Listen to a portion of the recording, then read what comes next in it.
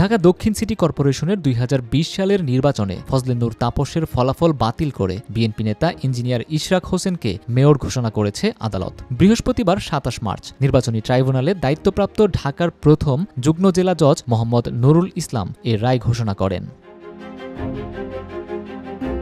আদালতের এই রায়ের প্রতিক্রিয়া হিসেবে এবার এমপি পদ ফেরত চাইলেন সমালোচিত কন্টেন্ট ক্রিয়েটর আশরাফুল হোসেন আলম, যিনি হিরো আলম নামেও পরিচিত।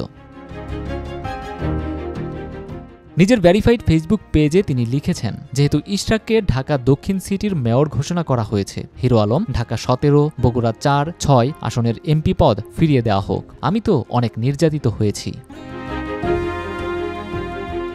২০২৩ সালে ঢাকা ১৭ আসনের উপনির্বাচনে নৌকা প্রতীকে আওয়ামী লীগ প্রার্থী মোহাম্মদ আলী আরাফাতের প্রতিদ্বন্দ্বিতা করেছিলেন স্বতন্ত্র প্রার্থী হিরো আলম। আরাফাতের ২৮,৮১৬ ভোটের বিপরীতে তিনি পেয়েছিলেন ৫,৬০৯ ভোট।